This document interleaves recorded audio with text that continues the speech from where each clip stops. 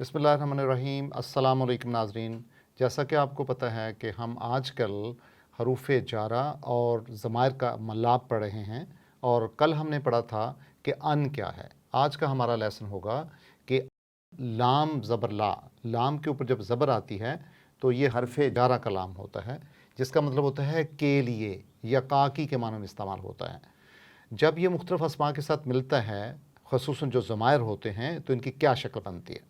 लेकिन इससे पहले कि हम इस मलाब को समझें कि हरफ जारा लाम ज़मायर के साथ कैसे मलाब करता है, हम कुरान हकीम की चंद आयात पर गौर करते हैं और इस कंस्ट्रक्शन को भी समझने की कोशिश करते हैं।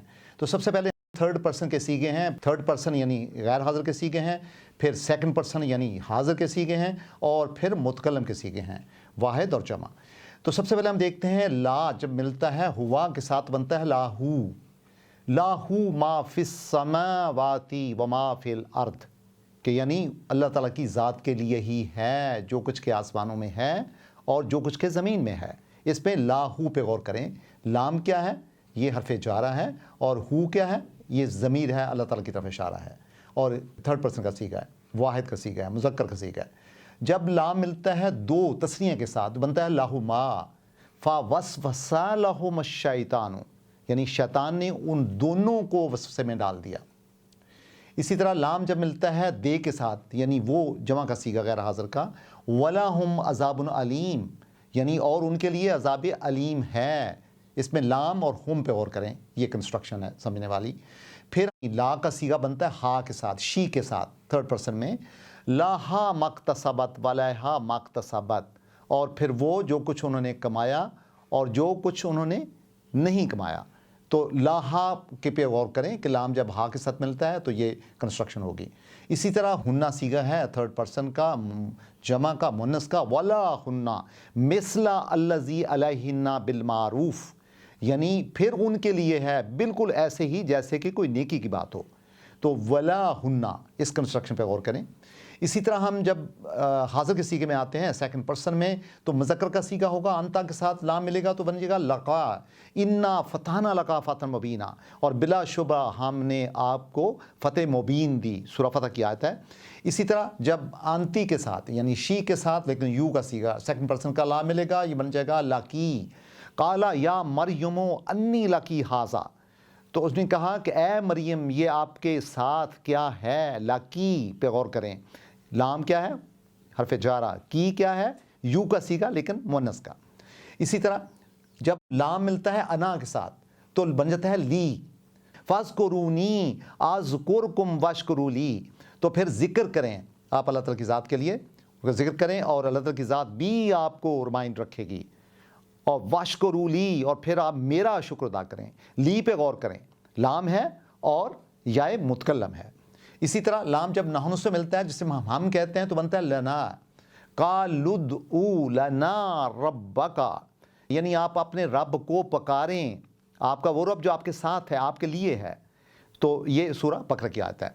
तो नाज़रीन गौर करें कि लाहू, लाहुमा, लाहुम, ये तीनों थर्ड पर्सन के सीगे हैं और मुज़क्कर के सीगे हैं।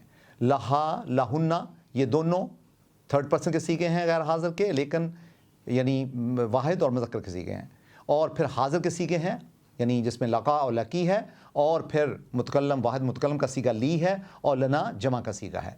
तो नाज़रीन अब हमने जो कंस्ट्रक्शन पढ़ी है हरफ जारा की ज़मायर के साथ, इसकी रोशनी में कुरान हकीम की आयात को समझने के बाद अब हम गौर करते हैं कि इसका कायदा क्या है।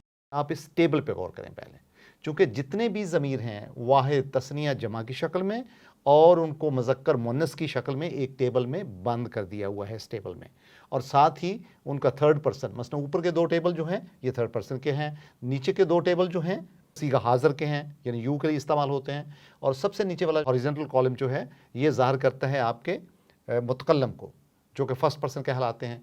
अब सबसे पहले हम देखते हैं कि लाम का जब मलाब हुआ के साथ होता है जो कि मुज़क्कर यानी ही के मानों में आता है, तो ये बन जाएगा लाहू, लाहू। इसको आप देख सकते हैं कुरान की इस आयत में भी, लाहू। इसी तरह जब हुमा यानी दो हो जाएंगे मुज़क्कर बनेगा लाहुमा, लाहुमा। जब जमा हो जाएगा तो ये बन जाएगा लाहुम, लाहुम। इसी तरह मुन्नस में लहा और लाहुमा जो इनका डबल सीगा होगा। इसी तरह जमा में लाहुन्ना, लाहुन्ना। और जब यू का इस्तेमाल होगा यानी सेकंड पर्सन का, ये बनेगा लका, लका। और लाकुमा जब दो का सीगा होगा सेकंड पर्सन का, और लाकुम जब जमा का सीगा होगा सेकंड पर्सन का, यानी आप ज़्यादा लोगों के लिए। लाकी मुन्नस का सीगा, लाकुमा,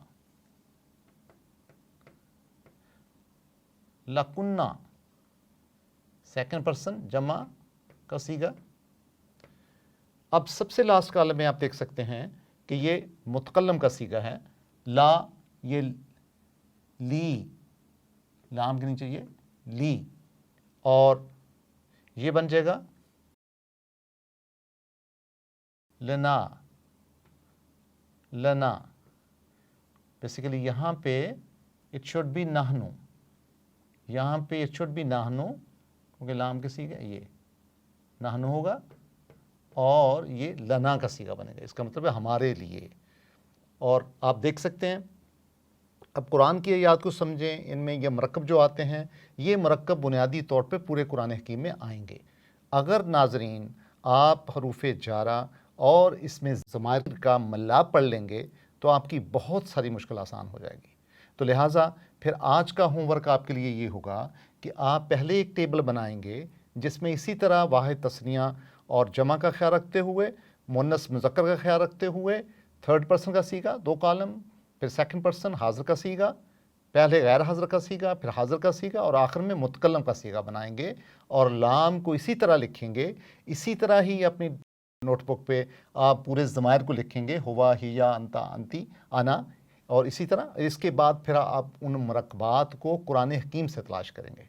आप देखें, जहाँ कुरान हकीम पे आपको जो मरकब नज़र आता है आप उसका तज्ज़िया करें, और जब आप मुख्तलिफ अज़ा को मिलाते हैं तो फिर उनको बनाने की कोशिश, कंस्ट्रक्शन में आएँ। तो गोया के एनालिसिस करने से और उसकी कंस्ट्रक्शन करने से आपकी बार बार प्रैक्टिस होगी। तो कम से कम आप कोशिश करें कि 20 दफ़ा कुरान हकीम से 20 मुरकबात निकालें, और कोशिश करें कि हर एक यानी जो आपकी गर्दान है उसमें से आपको ये मुरकब मिले। तो नाज़रीन, तो थैंक यू वेरी मच।